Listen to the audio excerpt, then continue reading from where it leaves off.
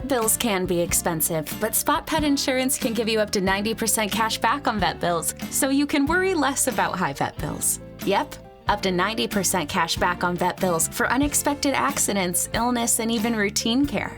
And with Spot Pet Insurance plans, you can go to any vet you want in the US or Canada. There's no network you need to stick to, so visit your favorite vet and you can save money on expensive vet bills. That's Spot Pet Insurance. It's no wonder Spot is America's favorite pet insurance. Visit spotpet.com for a free quote today. For all terms, visit spotpetins.com/sample-policy. Spot Pet Insurance plans are underwritten by either Independence American Insurance Company or United States Fire Insurance Company and produce Spot Pet Insurance Services, LLC. This is an independent ad from Spot Pet Insurance Services, LLC. You or Jayla? Yo, they wanna know. Hey. Hey.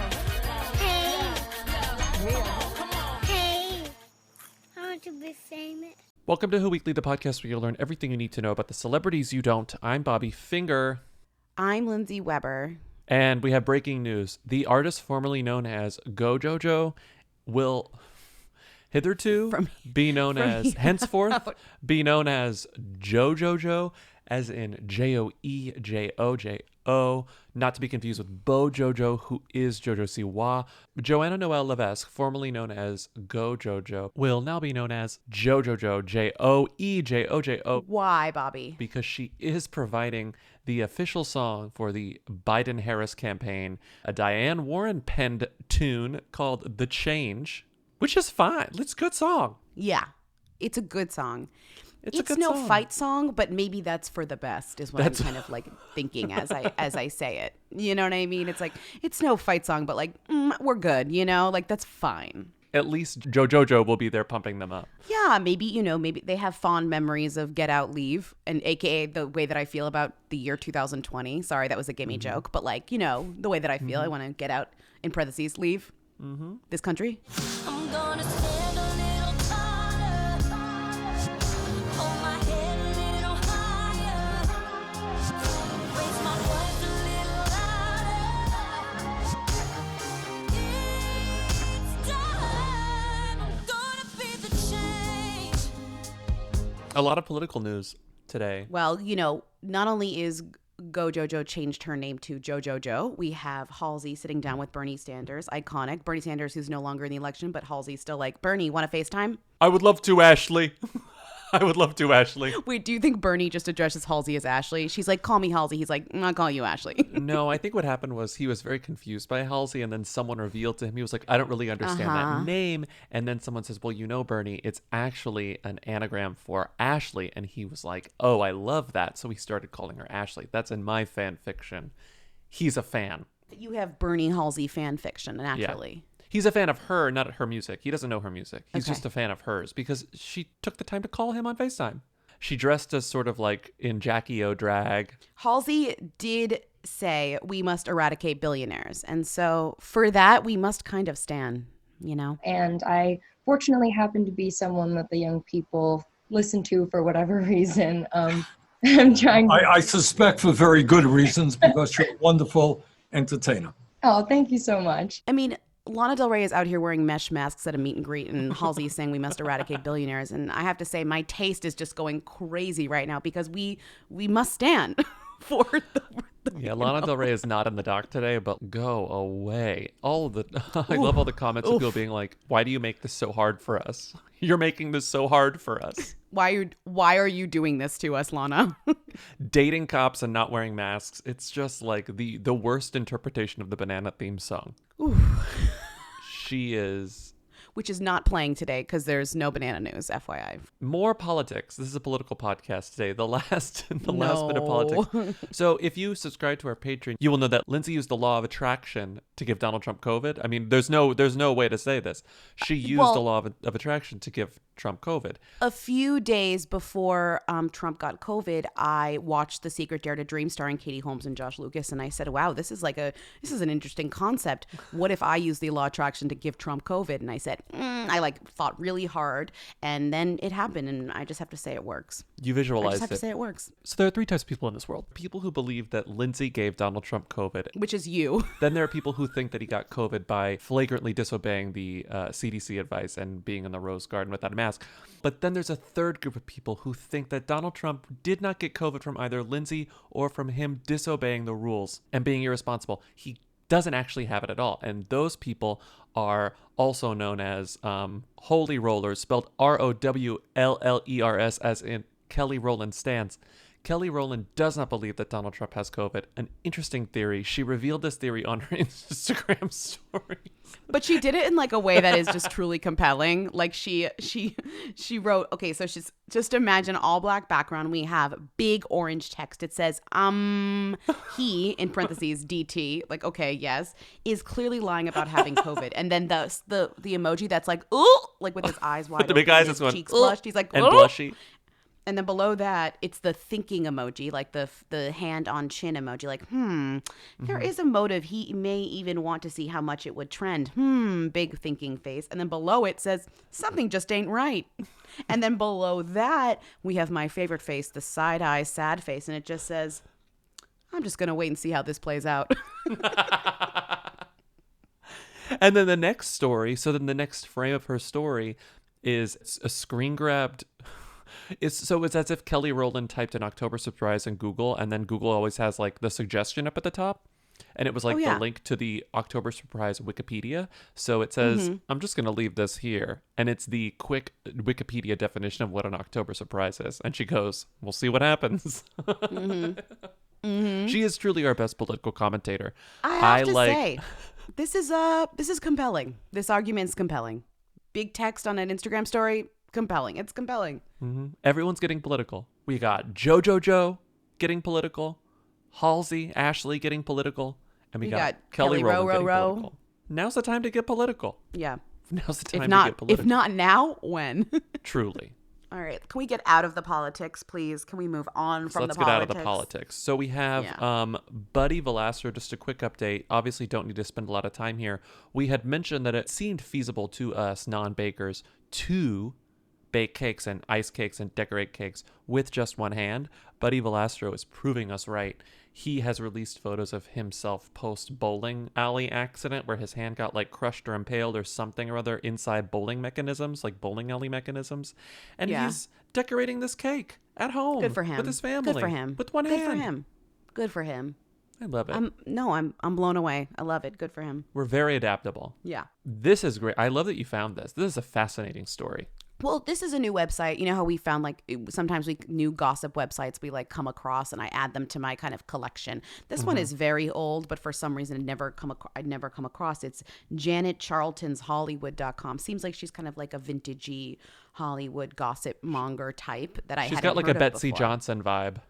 I kind of like it. There's kind of a very kind of crazy energy about her gossip. Anyways, here's one entry. It's a picture of Gwen Stefani at the supermarket, and the headline is "Supermarkets Kept Paparazzi Alive During the Pandemic." And I'm like, oh, interesting.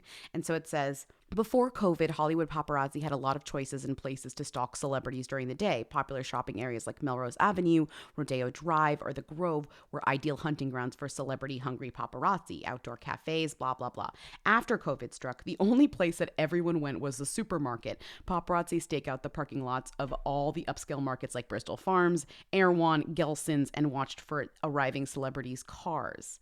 So COVID also changed celebrity shopping habits. Now they have to wear masks. Celebrities think nothing of going to the market or anywhere else they might have avoided before for fear of being recognized. Some love going out incognito, and they don't have to worry about how they look.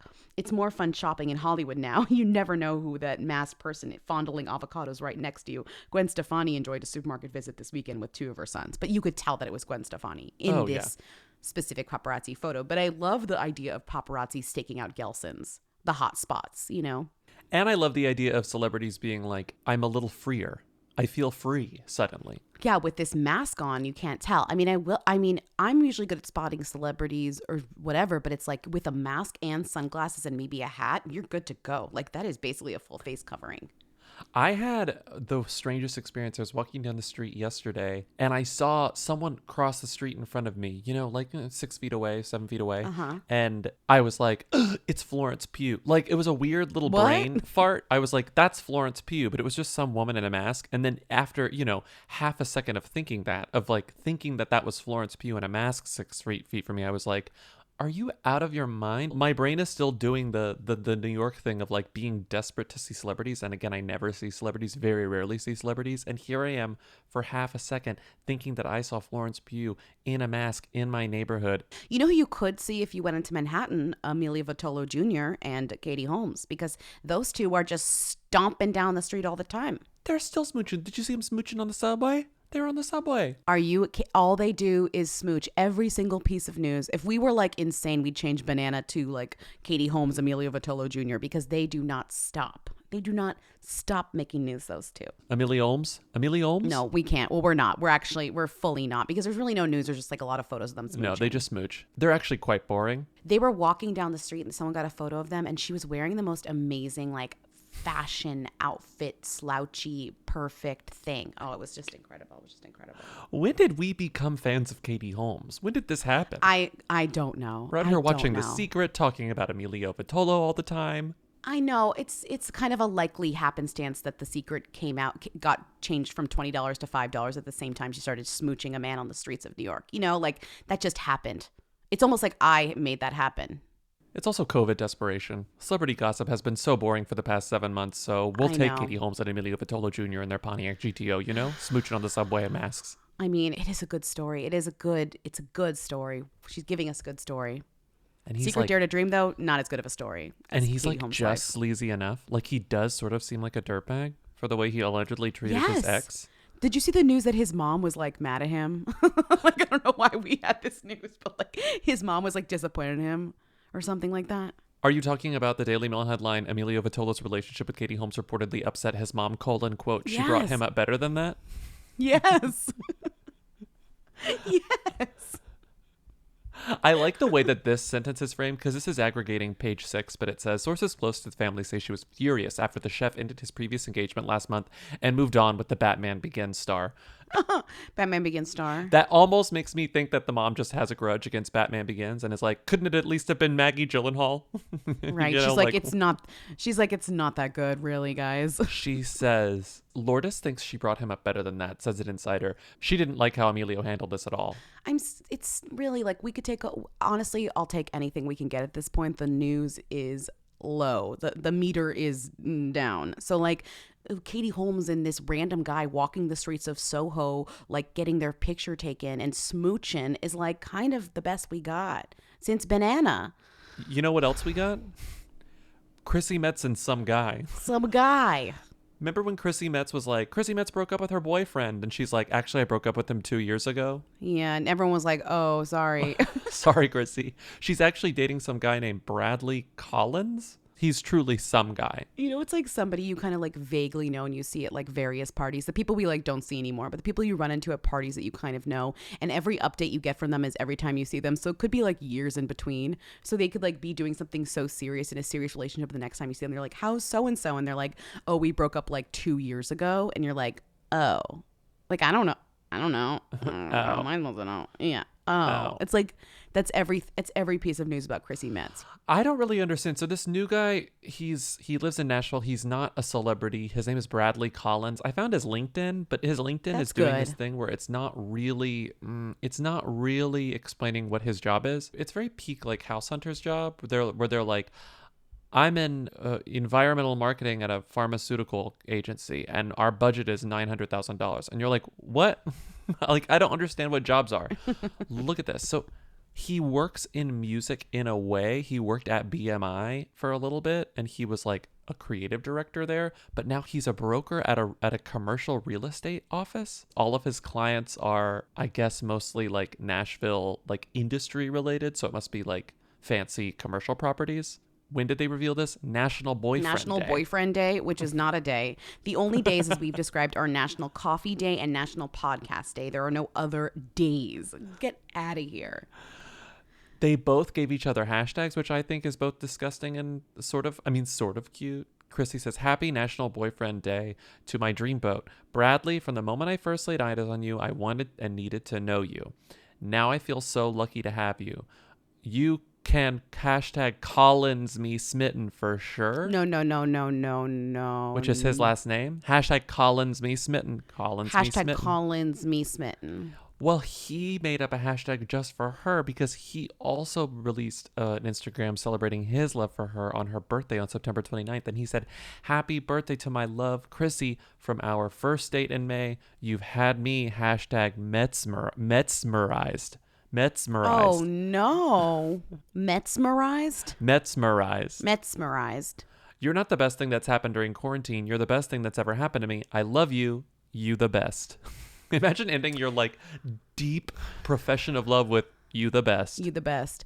Yeah. No, well, I wanted to skip ahead just quickly because you mentioned National Boyfriend Day. I don't know if you saw this headline. It's Lindsie Chrisley slams dad Todd and adopted mom Julie Chrisley for National Daughters Day snub. Apparently another day is National Daughters Day. And Lindsie Chrisley, whose name is spelled inconceivably, and my name is, as somebody who's also named Lindsie, I think I've mentioned this on the pod, but her name is spelled pure insanity, Lindseie. See, I was just trying to spell my name. It's Lindsie, Lindsie. Anyways, you're like, I'm gonna make Lindsie less topical. Like, I'm gonna make Lindsie, a name is like, can be classic, like if it's in the Bible. Lindsie is not a classic name. It's a very dated name. It's like, yes, you were born in the 80s. We get it. The only book Lindsie has ever appeared in, Lindsie, is The Secret.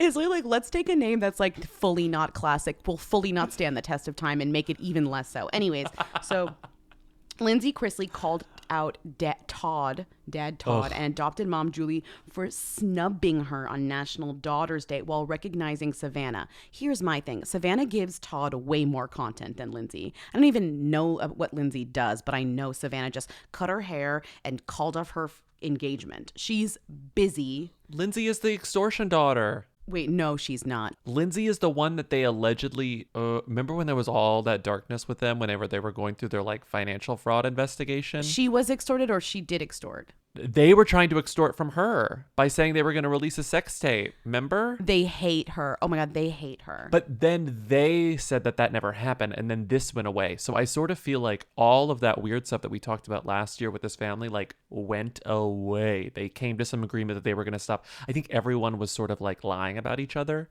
and they sort of came to a conclusion. I don't know what else could have happened, because the things both parties were accusing each other of were like fully crimes. And then suddenly we stopped talking about it. So I don't know. But she's had problems with this family forever. Why would she expect her adopted mother, who clearly doesn't even like her, to call her out on National Daughters Day?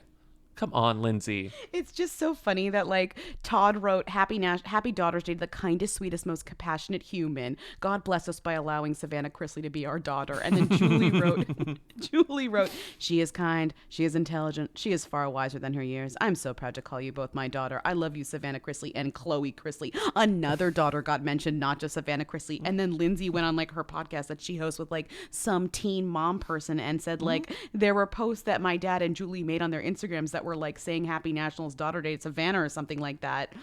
And then she said they never did one for her. There were posts that my dad and Julie made on their Instagrams that were like saying Happy National Daughters Day to Savannah or something like that. And I feel like two sides of it, right? So I feel like if you're going to do it to be petty, then you just shouldn't post it at all, because then you're just like showing your cards. Right. But also if you're going to do it, like make sure you're doing it from a genuine place. If you just like don't consider me your daughter, don't go on your podcast and be like, oh, well, I still love her. I still this, I still that. But then your actions aren't consistent with what you say. Right. Your actions and what you say have to match. It's so sad. You're going to name her Lindsie with an IE at the end and then ignore her on National Daughters Day? The disrespect. Okay, we can go back up top. Disrespect from the moment the birth certificate was signed. From the moment the birth certificate was signed. Nothing but disrespect. Okay, back to the top. Sorry, I had to skip ahead because it was related. Wait, I think, sorry, SZA's a them and the Drake's a them. I think we can't do this. This is a them. Yes, this is a them. Oh, Adam22. So this guy really sucks. And I was like looking into him because of this story that I saw about Blac Chyna. And I was like, who is this podcast that he's on? He's just apparently a very, very famous podcaster, YouTuber, formerly BMX person, turned into some like hip hop influencer named Adam22. His name is Adam Grandmaison. Adam Grandmaison. Who knows how this guy fucking says it? He's terrible. He was accused of sexual assault by 2 people. This is not about him. This is about Blac Chyna. I don't think we should disregard what Blac Chyna did just because this guy sucks. But Blac Chyna was being interviewed by this guy on his podcast called No Jumper, whatever.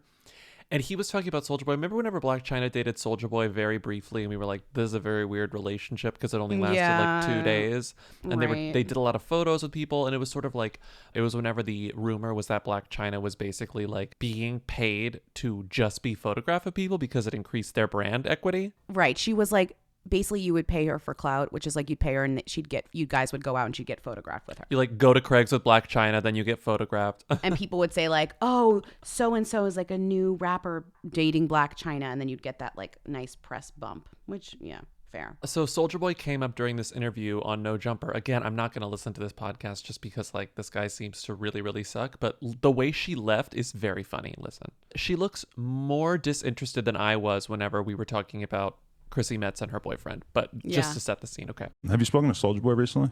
No, you? No, actually. His old number doesn't work anymore. I've been really wondering what's going on with him. Okay.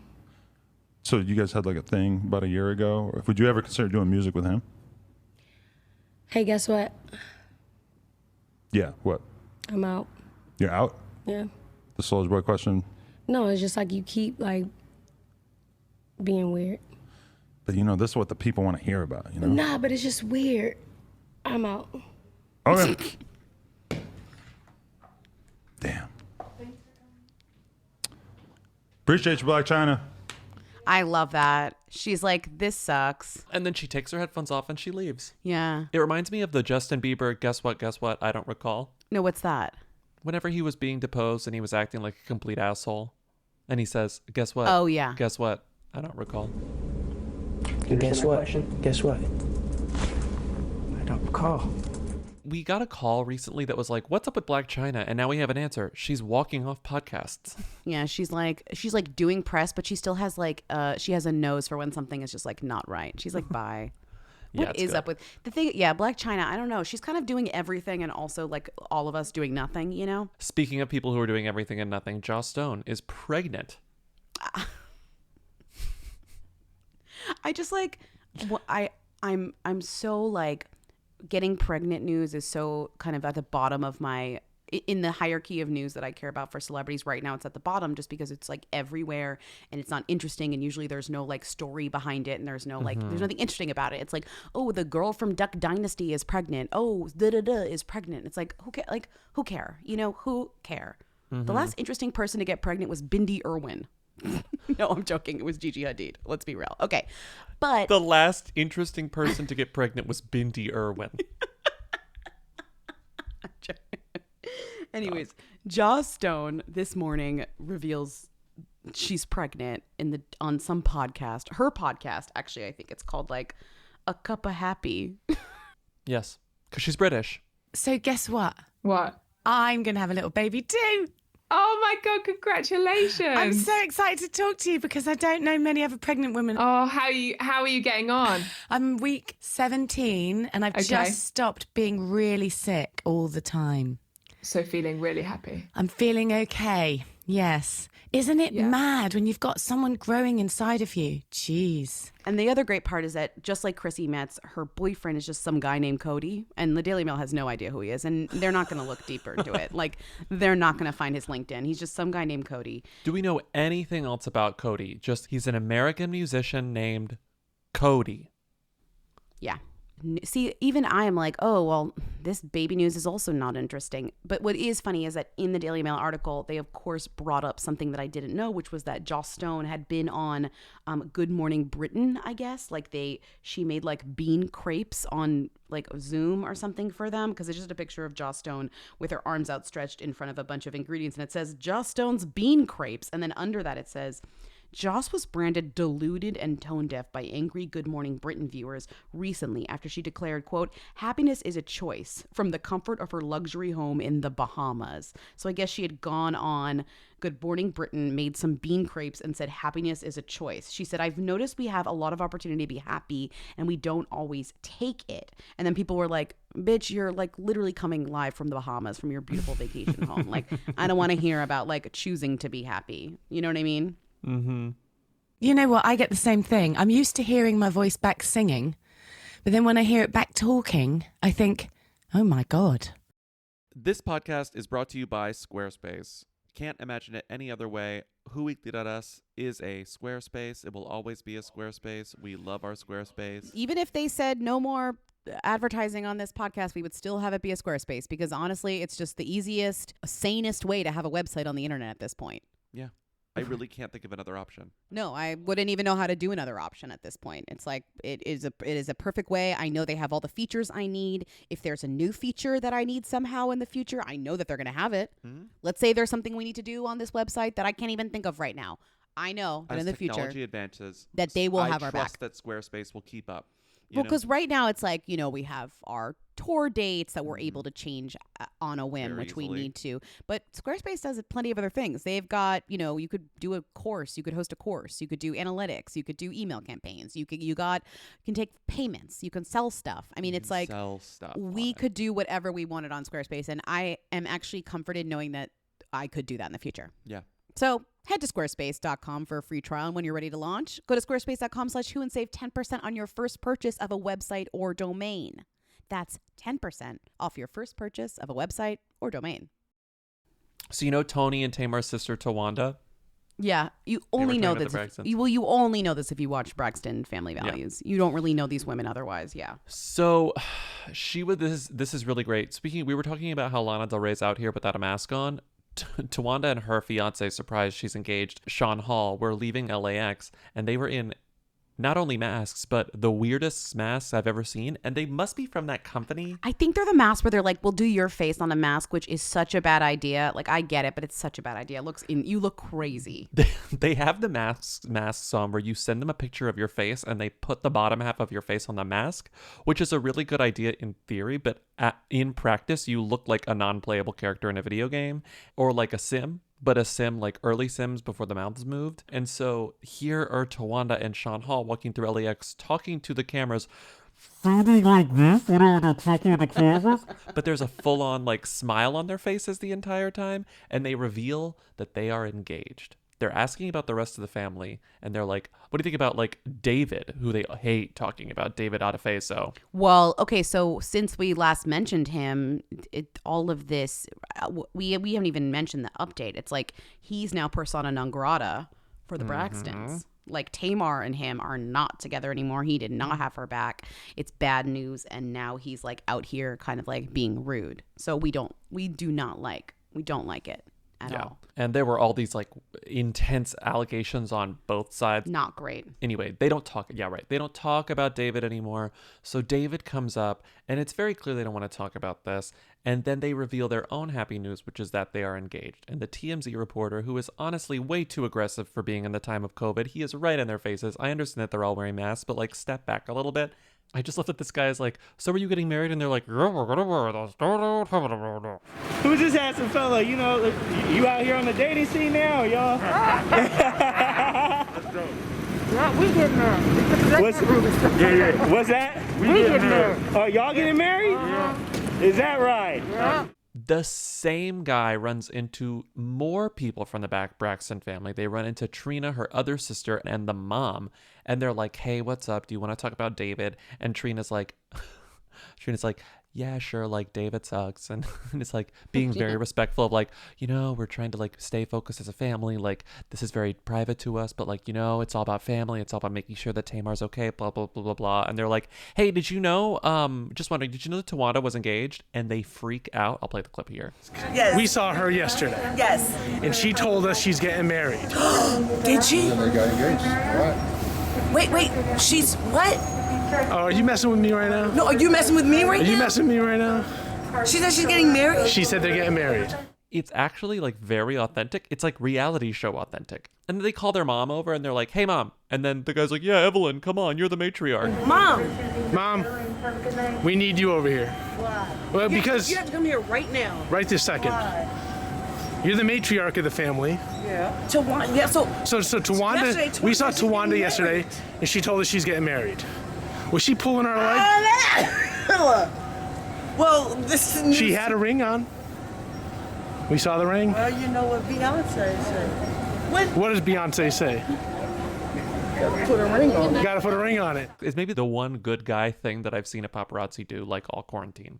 It's like it's like a positive. Everyone's like a positive vibe that they're like It never excited happens. that they're not like mad that they found out from a paparazzi. They're just like happy that it isn't. That's a thing.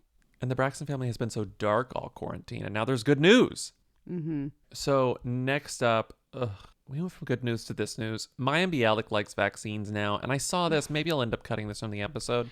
When did she not like vaccines? Like, when was this like a thing that people were saying? Like, oh, she doesn't like vaccines, or did she say it? She wrote in a book that she didn't give her kids like every vaccine, and she explains in this video, she's like, I was never an anti-vaxxer. I just had like issues with the number of vaccines my kids got, and it was misinterpreted by the press. But she was like, it was very personal. So it's just like, you don't even know all the details. And even that made me think like, Mayim, you should know better than to like write a very nuanced explanation of your kid's vaccine life in your memoir. If you're not even going to provide all the details to give people the full story, like don't put anything about it because people are just going to get mad. It was stupid of her to put that in her book to begin with, but for 5 years people have been like, Mayim Bialik is an anti-vaxxer because she doesn't get vaccines. She released a very long video. ET Canada covered it and it said, this quote, this year I'm going to do something I literally haven't done in 30 years. I'm going to get a vaccine. And there's a video that Mayim Bialik released called Am I an Anti-Vaxxer? And it's like the moment you have to release a video called Am I an Anti-Vaxxer on your YouTube, something has gone wrong. Like so many things have gone wrong in your life that like I don't even know what to tell you at this point. But she's getting a flu shot and she's getting a COVID vaccine, and so were her kids, and she's very proud of herself. Great, good. The reason I wanted to bring this up is I'm reading about this being like, oh, this is so dumb. Mayim Bialik is so boring. She sucks. This is so stupid. She made all these mistakes. How is it not obvious? And then I see in the middle of the ET Canada website, in the middle of the copy, it says, related, Andrea Barber almost ran over Big Bang Theory star Mayim Bialik. And I was like, can't. No one told me about this. Kimmy Gibler almost ran over Blossom? That's fan fiction. I'm sorry, wait, why does Andrea Barber get no like description of what she does and Mayim Bialik gets a description of what she does? That's a really good point. I'm just saying. They were shooting on the same lot, and then like Andrea Barber backed up and almost ran over Mayim Bialik, and we know this because she said they were our neighbors just across stage 25. I almost ran over Mayim Bialik one time, and I'm dying to meet her and apologize. They've never met. Not only did she almost run over Mayim Bialik, they never met after that situation? She didn't introduce herself after almost running over Mayim Bialik. Then it ends with another piece of story that needs like following up that obviously ET didn't do the work. It says Barber, 43, also admitted she has told her Fuller House co-star Jodie Sweetin that she has a crush on her. What? There are all these little threads dangling from this story about Mayim Bialik suddenly being into vaccinations. Well, these are way more interesting than Mayim Bialik being like, vaccines, like this, yeah, who cares? But like, I mean, people do care, you know what I mean? But I'm just saying like, this all stuff is way more fun and juicy versus that thing, you know? Meanwhile, Kimmy Gibler might be out here being bisexual and having a crush on Jodie Sweetin. Give me a little piece of this. This is interesting. Give me a little piece of this. You almost ran over Mayim Bialik and didn't stop to say hello? Like, is this what Fuller House was about? I didn't watch it. Because, like, sounds great. It wasn't about this. Oh no, not this. No, we're not. I know. We can say it's just I No. can't. You can't like open a tab without seeing that like Julian Huff and Bruslich are like maybe gonna reconcile. And I actually don't know how serious to take this. Like they're hanging out with each other, so everyone's kind of like, oh, Lindsie. they're gonna get back together. What? What?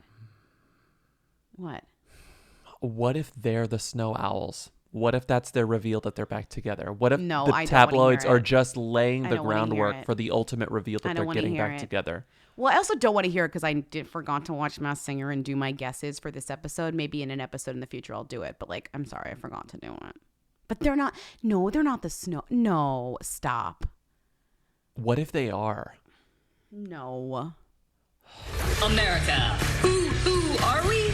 Your heads will spin trying to figure us out. What happened with Mickey Rourke? He was on it and he was like, I don't want to do this anymore. And he took off his mask. He just took off his mask and he was like, bye. Which Classic is honestly Mickey Rourke. like, that's like a reason to watch Masked Singer. Finally, a reason. You know, like that's pretty good. That's a pretty good reason. Okay, moving on. What happened with, why is Kristin Chenoweth back in the show? Why is she in the show every week? I don't know how she sneaks in our show every week. You didn't see this?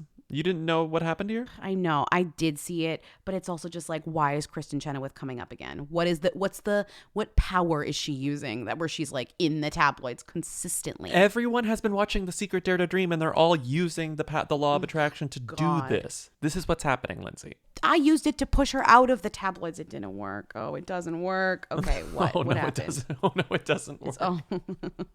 It's like Trump has COVID, but Kristin Chenoweth will not leave the tabloids. So you're like, I guess there is no law of attraction. It's like every time I turn the TV, she's dipping a town cracker or something, like in a dip, and then she's like doing this, and then she's the ex-girlfriend of some random person we talked about who's dating Rebel Wilson. Like, I don't know. So this is what happened. Evan Ross Katz, friend of the pod, posted on his Instagram a grid of all of Sarah Paulson's most iconic roles, okay? So you got all of Sarah Paulson's most iconic roles in a grid. There's like 16 photos of Sarah Paulson. And his caption says, Sarah Paulson has the range, okay? People are like, yes, we stand, we love, yes, yes, yes, yes, yes. Then, who chimes in the comments but Kristin Chenoweth? And she comments, What? HMM. I'm sorry. Evan Ross Katz's Instagram is like a breeding ground for like shady celebrity interaction now. Wow, congrats. Yeah, That's no, amazing. I love it. Yeah. It's the new offshoot of Comments by Celebs. It's Comments by Celebs on Evan Ross Katz's Instagram. I love that. So she said, implying she doesn't have the range. And then Sarah Paulson replied to Kristin Chenoweth's and said, at Kristin Chenoweth, one more M. She added an M. Not only does she have the range, she has the consonants. So she goes, This is not joking. This is pointed. No, so True These heads are pointed. True heads knew I was not a true head because I was not a Studio 60 on the Sunset Strip viewer. But the true heads who watched all 25-ish episodes of Studio 60 on the Sunset Strip, no. It doesn't. Wait, can we just say it doesn't take much to be a Studio 60 on the Sunset Strip, whatever viewer. Right. Like it takes like a solid week. It takes a it's week like of not binging. that much. Like you could, if you decide you'd want to do that, you could like do that. That's fine. It's not easy. You could go for it. You know. Right. You could be a true head in 1 week. Yeah. So the true heads know that Studio 60 on the Sunset Strip, which was the much hyped follow-up from The West Wing by Aaron Sorkin, where I remember the press cycle around Studio 60 on the Sunset Strip vividly, where it was like, you got to watch it. It's going to be the greatest show of all time. Aaron Sorkin is back, baby. And then like Matt Perry. It was a flop. So Matt Perry was the Aaron Sorkin stand-in. Right. And so that to me is like a fantasy. I was so excited about this. And it was hour-long. I watched the pilot. That's it. It was the hour-long too. drama version of 30 Rock. So it was like behind the scenes of an SNL type show, but it was about like the acerbic asshole writer played by Matthew Perry, and his girlfriend is a cast member on the show, and she's just like very, very goody two-shoes Christian, played by Sarah Paulson, and that character was apparently a stand-in for Kristin Chenoweth because they used to date, and Kristin Chenoweth is a goody two-shoes Christian. Aaron Sorkin used to date Kristin Chenoweth. Aaron Sorkin, yes. So at the time, it was like, oh wow, Sarah Paulson is playing Kristin Chenoweth, and apparently Sarah Paulson says that Aaron Sorkin says that it really wasn't Kristin Chenoweth. It was a combination of a lot of women Bitch, and it like his girlfriends. But apparently Kristin Chenoweth has never been happy with Sarah Paulson's portrayal of her. In episode 4, where Sarah Paulson as Kristin Chenoweth dips the townhouse cracker into the dip and says, "I love townhouse crackers," that was clearly Kristin Chenoweth.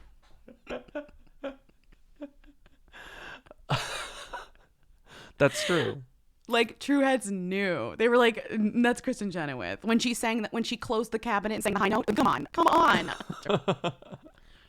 Let me play the clip of Sarah Paulson being like, "It's not Kristin Chenoweth." So Sarah Paulson was interviewed on Broadway.com by this like clearly super fan of Sarah Paulson's, who in the middle of this interview of her being on like a Broadway show, Tally's Folly. It's like 2013. They're like, "So tell me about like you playing Kristin Chenoweth," and and Sarah Paulson's like, "I wasn't." So listen to this clip. Right. And it was only, I think, specifically news because I was playing a very right-wing Christian girl. You were playing Kristin Chenoweth. Essentially. Maybe. What's it like to get cast as Kristin Chenoweth? I mean, you and Kristin Chenoweth have nothing in common. We have about as much in common as a rhinoceros and a mouse. Right. I'm the rhinoceros in that scenario, just so you know, because she's tiny. So did you like in your dressing room at that show? Did you have like pictures of Chenoweth all over? No, because Aaron Sorkin spent a lot of time saying that's not what it is. It's not a combination of whatever. And I was like, yeah, okay, dude, whatever you say. I love Sarah Paulson for this. She's like, "All right, Sorkin. Yeah, that's great." You don't comment like this unless you have a sense of humor about it. Like, it's clearly not fully mean and nasty, but it's definitely like a reference to an underlying tension between the two of them. They're teasing, but what it does reveal in their teasing is this like very gorgeous glut of history between them, which is like something for true heads who care about Kristin Chenoweth, which clearly we do, care about Sarah Paulson, which clearly we do, and have watched Studio 60 on the Sunset Strip. Which clearly we haven't. To be fair, I'm like, I care as much as I care about Aaron Sorkin because I'm like a secret embarrassed stan of Aaron Sorkin, you know, like unfortunately that's just the case. So this is just like great goss. And I do love this tweet, which I didn't know. Shout out to, I think she's a listener, Christina Grace at C_Grace T, who wrote, "Unfortunately, the chapter of Kristin Chenoweth's memoir that Aaron Sorkin wrote remains my favorite of his art." And I'm like, gotta seek that out. Well, I sought that out because of that tweet, and I was like, I couldn't find, it must be like a rumor, because there must be a rumor that he like ghost wrote a chapter, because there's no like actual press acknowledgement of the fact that Aaron Sorkin wrote a chapter of this memoir. You have to read the entire memoir to see if you could figure out what chapter he wrote. Christina, call in, please. Please call in and tell us. Please. Christina, call in, please. But I mean, I don't believe that there's this like intense hatred between Kristin Chenoweth and Sarah Paulson. I assume they aren't fans of each other, but I feel like most of this has to do with like they have very little in common. I can't see those two personality types getting along. Yeah, it's a mouse and a rhinoceros. Also, I bet they both dislike Aaron Sorkin. They could at least bond over the fact that Aaron Sorkin probably sucks. So that's true. That's true. At least they can agree on that's true. Aaron Sorkin is their breakfast at Tiffany's. But I love the that's fun. It's just like a nice like it's a nice like niche. A niche throwback to like a time. Yeah. Moving on. Scott Disick's low testosterone plus the Richies plus this person. How are these three things are all combined? Scott Disick's low testosterone, Scott Disick's estrangement from the Richie, not just one Richie, but the Richie sisters, and then he's dating maybe this model named Bella Banos. How's all this happening in 1 week? Scott Disick, who was dating Sophia Richie for a significant amount of time, they break up, and then it kind of comes out that like the Richie sisters, Nicole and Sophia, like Nicole like didn't like Scott. I mean, who are we kidding? Of course she didn't like Scott. It caused a rift in the their Kardashians sisterhood either, right? And so now the sisters are like back together, friends again. They're posting like on the Instagram together, whatever. That's like one thing. That's one thing that I don't really care about. The second thing is that Scott Disick somehow was like diagnosed with low testosterone. It's Keeping Up with the Kardashian promo. He's like, I feel sick, but it's really just low testosterone. And I'm sure in the episode, because they always do this, they're going to go to some doctor or specialist who's really just doing this for promo. And he's like, well, here's what you need to do. And then that doctor is the reason that the episode exists. It's stupid. Right. Right. And now and that's, so I'm not even going to get into that because it's promo. And also the other news that people are talking about is that he's dating he is supposedly seeing and or dating the model from, again, here's some promo for from the show. Remember the episode where they go to Costa Rica and he flew out a model and they all scream at him for hours? Yes. Yeah, which is fair because it's disgusting. He like went on a family trip and flew out a model. This is the model he supposedly flew out. In 2017, when this episode aired, she gave In Touch an exclusive interview about this situation. And everybody was like, oh, she said, she's 20, he's 33. Scott calls me his girl and we have said, I love you. Bella, who met the father of 3 almost 2 years ago through an ex of hers, explains, at first, Scott was just my friend, but he got to know me on a different level. We're super connected. Scott will call and say, I miss you. I want to see you. He always flies me to wherever he is. We spend so much time together. And then she confirms that he brought her to Costa Rica on like a family trip. The trip where they all yelled at him. Because remember, the scene is like, they're like behind a door and they're like, is she in there? Is she in there? Remember that? Okay. Yeah, I remember that. That's when I was love still that I was watching, like, no promo, but then I did promo. Why do you love this Danny Willis so much? I just love it. I just love the headline. I'd never seen pictures from a cricket event before. As in like the sport? Yeah, it says, the headline is, let me read it. Pretty in pink. Cricket wag Danny Willis shows up her trim pins in a $530 mini dress at the Everest Carnival fashion lunch as she leads the red carpet arrivals. I just like had never heard of this woman, and she's leading the arrivals at this cricket event. And look at her, look at her slim pins. I thought that Wives and Girlfriends was specifically like rugby and soccer. Cricketing, I mean, God, please do not come for me right now. Cricketing just seems very quaint in comparison. It seems less intense. I just like this because I hadn't seen some names I didn't know in a while. So I was like, oh, this cricketer, wag cricketer Danny Willis. Speaking of headlines, here's one from page 6. Tyga's penis pic leaked as he promotes OnlyFans account. I mean, so Tyga got an OnlyFans, leaked a dick pic to promote it. It's Every story about this is like, this is not a leak, this is promotion. Like, do not call this a leak. This is him promoting his OnlyFans account, which is probably exactly what's happening. He's just... Right. It's not a leak if he posted it. It's not a leak if he gave it to somebody to post or whatever. Yeah.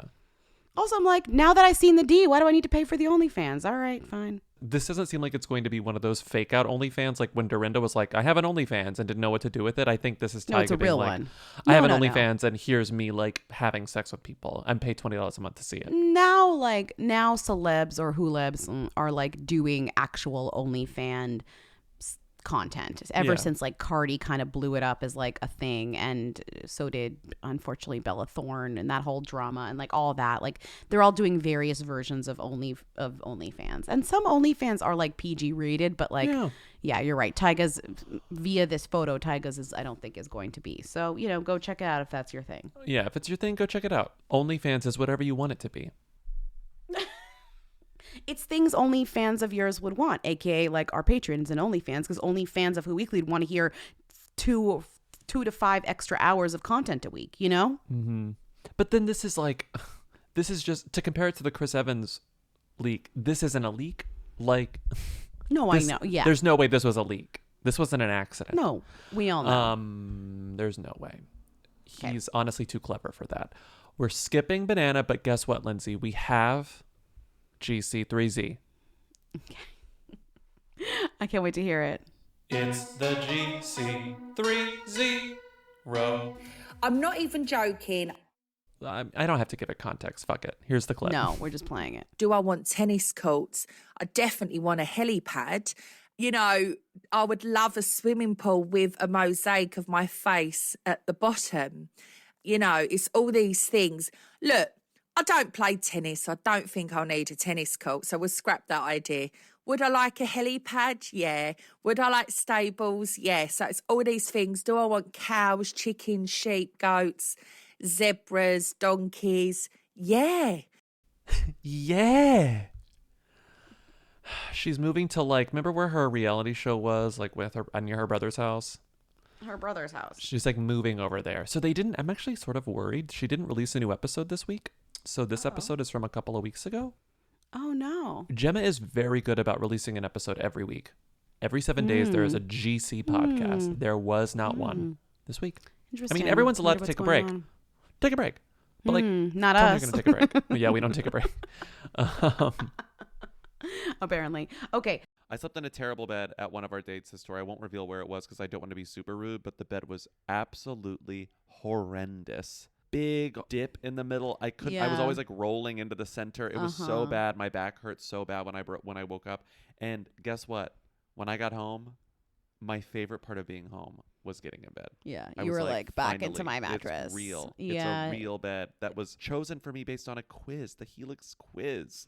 Right. And sometimes when people use my mattress, they're like, that's a little soft. And I'm like, yeah, it's made for me, not for you. For you. Which actually even drives home the fact that it's so made for me. You know what I mean? I kind of relish in the fact, I mean, I don't want my friends to be uncomfortable, but I'm like, I kind of am like celebrating the fact that it's like for my body, not for yours. Mm-hmm. I just sleep so much better on my own mattress than literally any other mattress. And that's because Helix mattresses rock. I wake up, my back doesn't hurt. I wake up, I don't have night sweats. I wake up and I'm thrilled. I wake up and I say, I love you, Helix. That's so incredible. If you want to experience the joy that I experience every The time I joy, get in bed, the and every time I satisfaction. every time I get out of bed, you should go to helixsleep.com/who because you will get 25% off site-wide plus 2 free dream pillows with any mattress purchase. Plus, get a free bedding bundle, which includes 2 dream pillows, a sheet set, and a mattress protector with any Luxe or Elite mattress order at helixsleep.com/who. That's helixsleep.com/who. Are we doing tabloids? Okay, so we can talk about the tabloids really quickly. I mean, there were only a few notable things in the tabloids. The tabloids were a wild ride this week. Not only did they skew white, obviously, they skewed old. I didn't even put the Larry King cover on here because I was like, I'm not even going to open this up. I saw that. It's like Larry King's like divorce drama is like front page news of Star or something. Not Star. It was In Touch. He was on the cover of In Touch. In Touch. And I was like, I well, I'm know not it going to was one open of that. those. I'm Yeah, not I going know to it's not open that. interesting. Yeah. Meg Ryan was on the cover of OK. It was very rude. It was just about Meg Ryan, how I changed myself. What they are talking about here is her face. Like they're trying to act like it's an entire character adjustment, but it's fully just about the way she looks. Also, she didn't like give them an interview. She just No. like they're just saying, okay, right. They're just saying how No. I changed But the myself. most interesting things, I pulled out some. I think you had some too. But like the Property Brothers brought the other brother. They all wore Disney shirts and they went to Disneyland and no one's in a mask, not even Goofy. Now, today, in this economy, September they invited the 16th. third brother? September Okay. 16th. Jonathan Drew and JD, the other one, all went to Disneyland. They stood next to Goofy. No one has a mask on. No, Goofy's mask doesn't count. We heard from the CDC, Halloween masks don't count. Okay? All right. This is amazing. I've never seen a hotter photo of Justin Theroux than picking up shit, wearing a Shakira shirt, picking up his dog shit. This is amazing. Walking his pit bull, wearing a Shakira shirt and a mask. Picking up dog shit. And it says curbside pickup, which I thought was so funny. That's really funny. That's funny. That's funny. Right? No, this is a hot photo of him. I love it. I can't even see his face. I can't see his eyes. I can only see his Shakira shirt and his dog, and it's hot as hell. Love it. It says Love Shakira it. 2010 tour. Do you believe he bought that at a vintage store or do you think he attended the 2010 tour? I mean, I wouldn't put it past him, but I think he got it at a vintage store. This is one of the funniest things in all of the tabloids, and it was about Rami Malek, and it's from Star, and it says, No, this is good because they accuse him of some funny shit. Rami's social climbing fail. I haven't seen this anywhere but this print magazine. But it's funny because, you know, all these mags are owned by like the same company, so they all share stories. And this story was only here, which means like they were like, this is such a ridiculous story. We can only put it in one tabloid. Let's put it in the most like devalued, decredited one, and like just who cares? You know what I mean? Oh, like yeah. even they know this is like hilarious. He's got an Oscar, an Emmy, and a shelf full of other awards, and now Rami Malek is looking for some trophy friends. A source tells Star the 39-year-old and his girlfriend Lucy Boynton, who met on the set of Bohemian Rhapsody, have been trying to break into the A-list socially. Terrible time to do this, by the way, and it's not going as planned. Quote, they tend to get along great with the behind-the-scenes people in the business, like Rami's high-powered agents and his Mr. Robot creator Sam Esmail. But when it comes to striking up friends with other celebrities, it's just not clicking. Like, picture me at like a kid's birthday party, but I'm having more fun talking to the parents than the kids. Like, that's what this is. One problem, born and raised in LA, Rami is a little too savvy for his own good. He comes off as curt and better than thou. It doesn't help that he and his 26-year-old lover so into each other, adds the source, and feed each other's, there's a typo, and feed each other's already healthy egos. They're their own worst enemy. To each other, they're the biggest stars in the world, which is a big turnoff to other celebs. This is mean. This is mean. So they're saying, sorry, this is such a weird twist in terms of what you expect it to be, that Rami and Lucy Boynton are like so in love that it's disgusting. And also they are snobby. They are too snobby and they can't make friends with other celebrities. I mean, this is sus in a lot of ways. Is that what we're saying? Yeah, this is sus. In a lot of ways. Still dating. That's the fact that they're still together is like, wow. I wouldn't expect that. Color me surprised. I like this bit of counter programming or potential maybe like crisis management. Catherine and David Foster's big baby news ever since she was outed as potentially a Republican. I don't want to get sued because I feel like she hasn't commented anything about this. Right.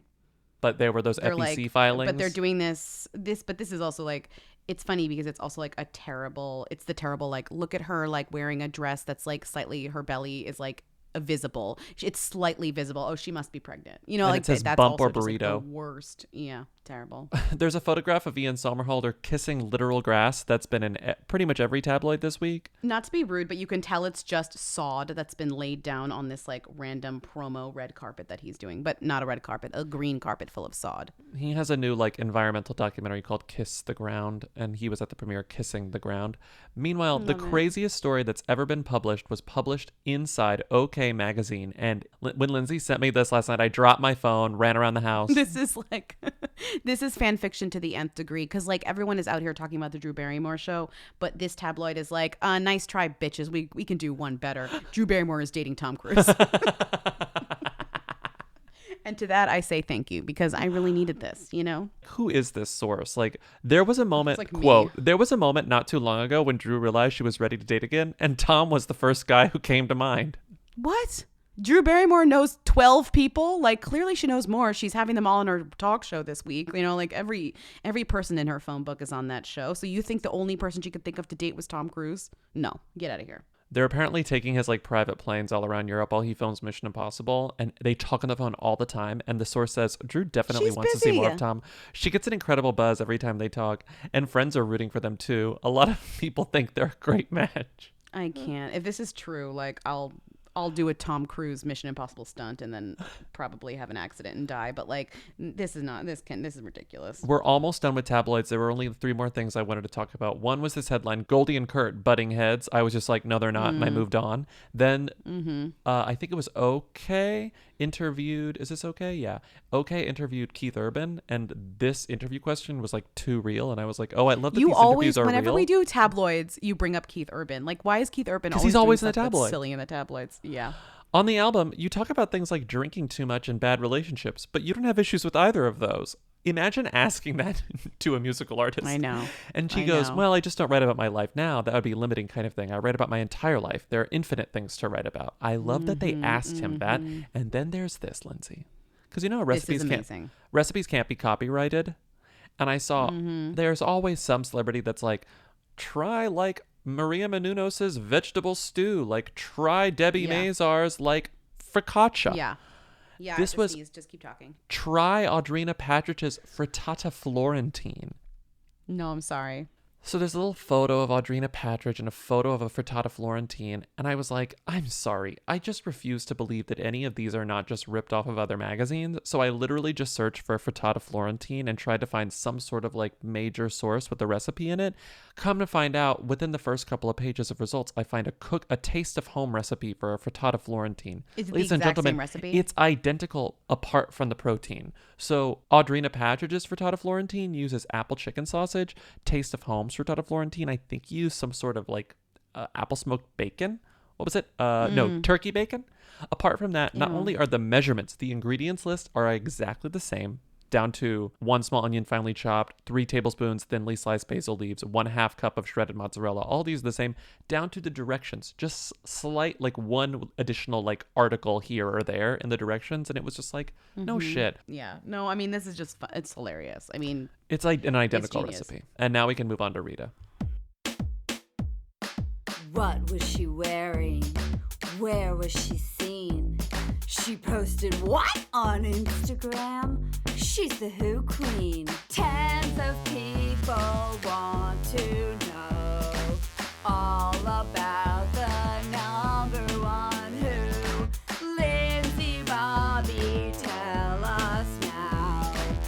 What's Rita Ora up to? who is this woman? It's like we have a slow week and Rita has a busy week. I just don't understand. She cut a casual figure in a black jacket and red leggings as she linked arms with beau Romain Gavras after a night out in London as singer sparked engagement speculation because they saw a ring on her ring finger. I mean, I just don't even know. It's like I just was speechless when you said Rita got engaged. Well, they also the reason why they're like speculating she got engaged was because there's a photo of her wearing a ring on her ring finger. And they of course zoomed in, put an arrow and went, you know, that effect. And so we could see it. And I have to say I'm shook. Although Rita wears a lot of jewelry, it could just mean nothing. But also I'm like, and could it mean nothing? Could it mean something? Also, again, Rita's a troll, so, you know. Rita and her boyfriend Romain Gavras in matching North Face jackets, and Rita's wearing a Yankees hat. I just can't with this woman. No. She is like aesthetically on point always. Her North Face jacket, really, I loved it. I love it. I love it. Also, she has new Spawn. She launched a new footwear line with Shoe Dazzle. We did Spawn with Shoe Dazzle. Remember, I think I got some of their shoes. They're still in my apartment somewhere. And she also opened about struggles. Oh my God, she can't do Spawn without like doing something. She opened up about struggles as a woman in music. Okay, so the shoes and the struggles. The shoes and the struggles. Her heels and boots cost anywhere between $32.95 to $59.95. Yeah. And she says that fashion has always been a passion of mine. I love how it's constantly changing and evolving, and I love experimenting with loads of different looks. Yeah, she also exuded style in a snakeskin print boot, which are not Shoe Dazzle, and tight black tee as she posed for sultry mirror selfies. She did a very typically Rita thing that's just like sort of like robotic. Like she wants to share selfies. Like we get it. You just want to share like cute pics of yourself. But instead of just like leaving it captionless or saying like felt cute, she goes bored and wrapped, found a mirror, this happened, tongue out, hi. It's just like, you don't need to do that, Rita. Just post the picture. Okay, that's not even this is all not even as important as the biggest news of the week, which is that we got the trailer for Twist, aka the movie, the Sky TV movie Oliver Twist remake that Rita did years ago with Jude Law's son and Michael Caine. And let me tell you, like 1 year ago. It is, yes, but it feels like it's been decades. You know, we never got Wonderwell. We did, but we just never saw it. But like, it just feels like it's been years. We got Detective Pikachu. That was iconic. Now we get Twist, in which Rita plays Dodger, the Artful Dodger. And she looks iconic. Let's play a clip. Wild. It's you, isn't it, doing all this? Come with us. We'll sort you out with some new gear. I am Dodge. This is Batesy, and together we...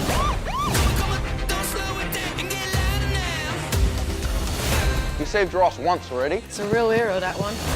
The thing to know about this is that it truly does look down to like the type of like the video used. It's an ugly looking movie. It looks like video shot for television. It looks like a television show quality video. How dare you? It looks ugly. Dare you? It looks cheap. I do like that Raph Law, aka Jude Law's son, has like 0 to 4 lines total. It's like you think Rita has no lines. This kid has no lines. And he's the quote unquote star. He's Twist. I mean, yeah. He's Twist. Michael Caine talks more like on graffiti. He's also Banksy. I don't know. Is he Banksy? Like I think he's graffiti. Banksy. It's like secret. He might be Banksy. And like Rita's like, hey dude, what's up? And whatever. But she's not, I will say something, she's not the love interest. She's not the love interest. No. Somebody else. But yeah, so Twist is finally happening. I can't wait to watch it. When does it come out? I don't know. But like, I guess we're watching it. I mean, we have to watch it. It comes out on oh, it just says coming soon. Ugh. Here's the first trailer for #Twist, the modern take on Oliver Twist, coming out on Sky TV Toon. I'm starring as Dodge. Can't wait for you all to see. Heart emoji, heart emoji. I love it. Okay, If we we're can't get done. West Side Story, we can get Rita Ora's version of Oliver Twist. Who needs Tenet when Twist is right there? Thank you for listening to another episode of Who Weekly. Call in at 619-WHO-THEM to leave questions, comments, and concerns for our Friday episode. Support us on patreon.com/whoweekly to get twice weekly bonus episodes. We're talking about the Mariah Carey memoir on today's episode. Oh yeah, I I'm guess. so excited. No, yeah, we'll if you want to join us for that, you can sign up for Patreon and grab a book because it's delightful. That's all we got to say. So thank you for listening, and we'll see you next week. We'll see you actually Friday first. Bye.